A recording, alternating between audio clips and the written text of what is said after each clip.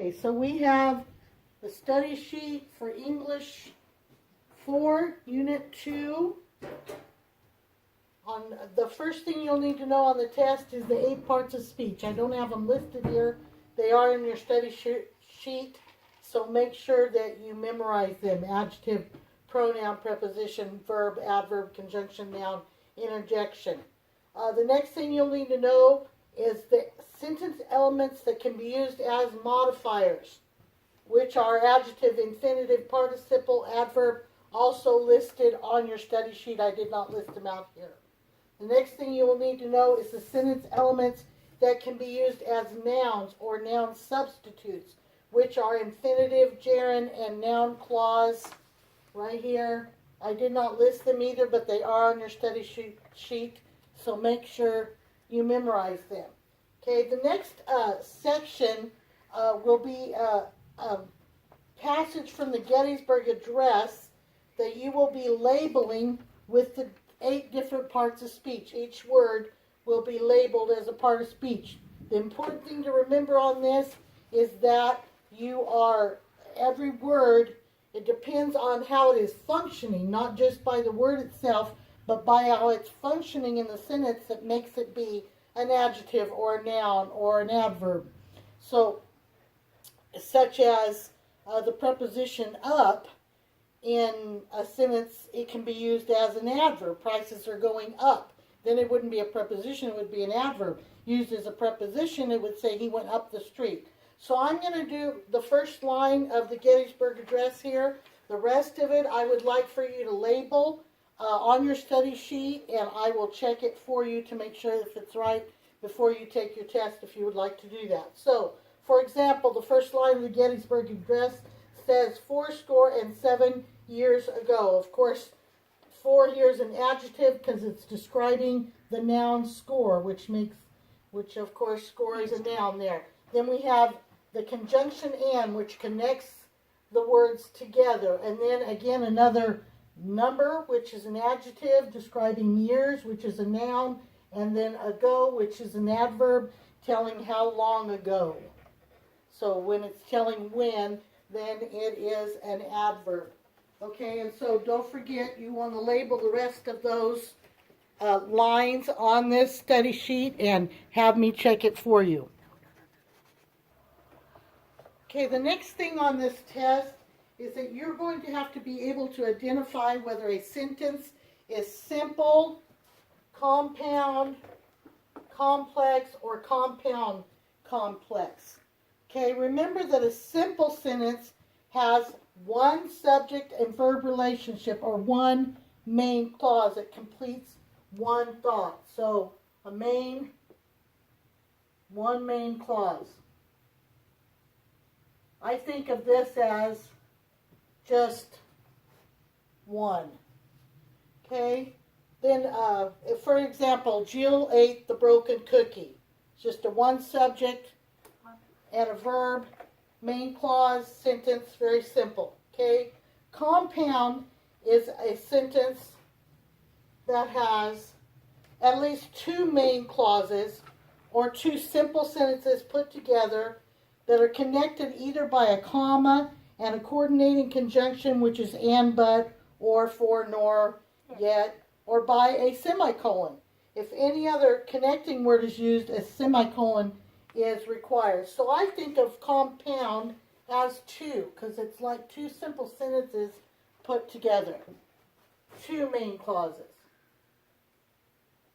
2 sentences that could stand alone as a sentence, but they are put together with some kind of connecting device. Then we have, okay, so for a compound sentence example, I chose a blue bicycle, comma, but my brother wanted a red one. That's an example of a compound sentence. Another one could be he dropped out of class early in the year, semicolon, none of us knew why. Both of those are examples of compound sentences. Then we have complex sentences.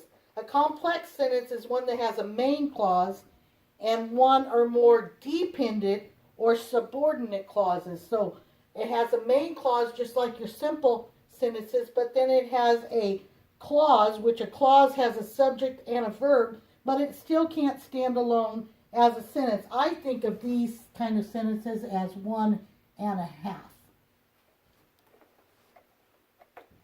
An example of that is when they turn the corner. When they turn the corner has got a subject and a verb. They turned. But it cannot stand alone as a sentence. It does not state a complete thought. When they turned the corner, they saw the missing collie.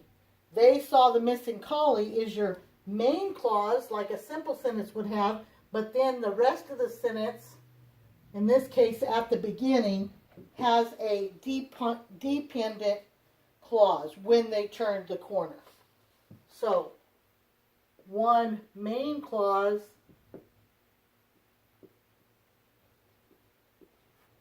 plus one dependent clause, because that clause is dependent on the rest of the sentence to make sense.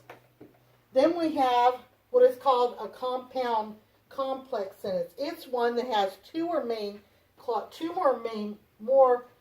clauses, as a compound sentence does, and then also a dependent clause to go along with it. So, a compound complex sentence is like a compound sentence, two main clauses, but then also has one dependent clause to go along with it. And the example on your study sheet, I'll just read it for you though. When I saw the dark clouds in the distance, that's your dependent clause. I left the picnic quickly, comma, and I took Stephanie home in my car, which is your example of your two main clauses put together with a comma and a coordinating conjunction, but then at the beginning of the sentence it had a one dependent clause. So this compound complex is like 2.5. The half meaning the dependent clause. So you want to study those and study those examples on your study sheet. Now we're going to move into talking about verbals. Love verbals. Right? Well, maybe not, but remember that a verbal is just a word that looks like a verb. It is a verb form, but it is acting as something different than that. It's either acting as a noun or as an adjective or as an adverb. So in this case, we're going to identify a participle, one of the types of verbals. Now remember, right here, we're only going to identify participles, just the single participle, not a participial phrase. Okay, so we have this sentence. Thinking himself to be a regular Adonis, Jonathan soon found his pride to be his Achilles' heel.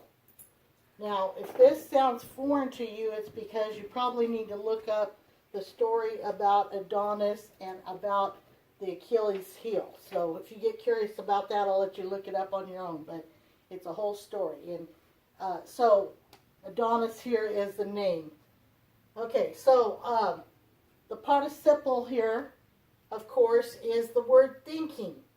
For one thing, it ends in ing. Remember, participles end in ing, ed, nt, and past participle forms. This one is a present participle form.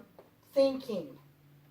Thinking himself to be a regular Adonis. The reason it is not a verb here is because it's describing Adonis. Okay? Thinking Adonis. When it talks about who was thinking, it was Adonis. So he's modifying the noun Adonis, therefore thinking is acting as an adjective. It ends in ing, acting like an adjective. That makes it a participle. Now we're going to discuss another verbal. The verbal in this sentence is beginning. So you're like, oh, it ends in ing. That makes it a participle like the last one, right? Wrong. Okay? To be a participle, it would be having to act as an adjective. If it's acting as an adjective, where is the noun that is being modified by beginning? Beginning? Who's beginning? Nobody is beginning. This one is a gerund, because it is acting as a noun. How is it acting as a noun? Beginning the meeting with a joke, relax the group. Where's the subject of this sentence? There's nobody's name here that relaxed the group. What relaxed the group? Beginning the meeting with a joke.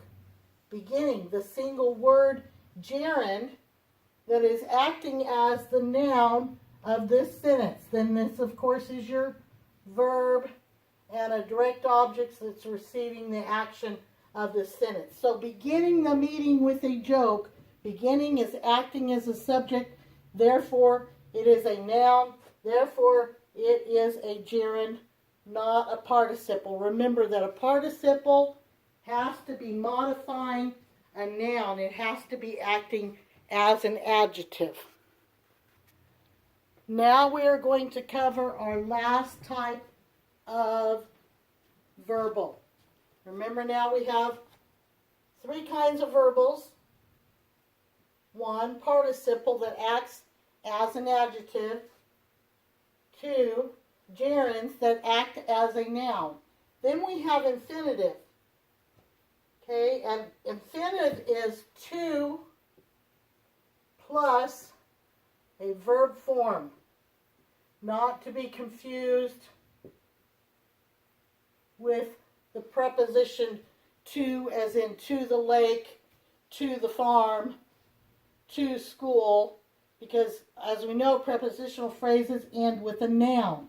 They do not have a verb, anything that looks like a verb in them. So infinitives are to plus a verb form, and they can act as adjectives, adverbs, and nouns, which is different than these other two verbals because they can only act as one thing. But this infinitive can act as all three of these things. But they're usually easy to pick out because of their form, that the fact that they are used as with the word to plus a verb form. This sentence, he will not allow the table to be moved. To, verb form.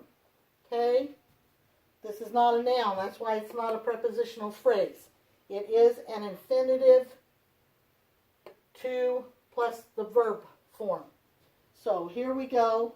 This is our third type of verbal. In this case, this one is acting as he will allow, this is the thing, he will allow the table to be moved.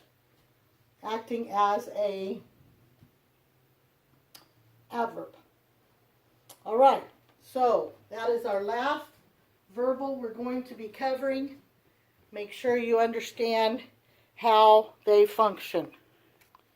Okay, the next thing we're going to talk about is subordinate clauses, identifying them and knowing the type of clause that it is. So remember that we discussed that clauses have a subject and a verb. But if it's a dependent clause or subordinate clause, it does not stand alone as a sentence, even though it has a subject and verb in it. Now let's discuss the three different types of clauses. First of all, we have an example of an adverb clause. I will call. And our adverb clause, as soon as he comes. This is, of course, your main clause to your sentence. This is an example of a complex sentence. Has a main clause and a dependent or subordinate clause, which in this case is as soon as he comes. Of course, he comes is your subject and verb of your clause, and this clause is telling when he will call, therefore making it an adverb clause. An adjective clause. An example here. Terry still has the knife, and then that's our main clause, and then of course our subordinate or dependent clause here is that Dad gave him. Has a subject, has a verb, but does not state a complete thought. Therefore, it is subordinate or dependent.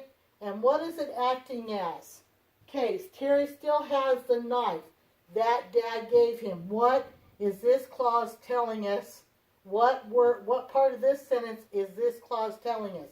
What is it saying? That Dad gave him. What Dad gave him? Of course, it is the knife. Therefore, knife is a noun. That makes this an adjective clause. Just like a single adjective modifies a noun, an adjective clause also modifies a noun. The third type of subordinate or dependent clause is the noun clause. Whoever finishes his dinner first, and that is our dependent clause here because it has a subject, whoever finishes, but it does not state a complete thought. Okay? Will serve dessert. What is this doing? Because if I try to find the subject of this sentence, I don't see anything here before the verb, except for this clause up here, because this noun clause is functioning as my subject of this sentence. Whoever finishes his dinner first will serve. Therefore, it's acting as a subject. Therefore, it's acting as a noun clause. These are the three different types of subordinate clauses. Adverb clause, adjective clause, noun clause. Okay, so does anybody have any questions so far? Just kidding. All right. We are almost to the end of our study here. This last section I'm going to cover does say on your study sheet that it is the section of the test is similar to problems 10 through 20 in quiz 3. I'm just going to go over this real quick. The methods of subordination, we've studied them all so far. They're verbals, participles, gerunds, infinitives, and the clauses also, adverb, adjective, and noun. The thing is about all of these, none of these can stand alone by themselves in a sentence. They all are subject or underneath or subordinate to the main clause.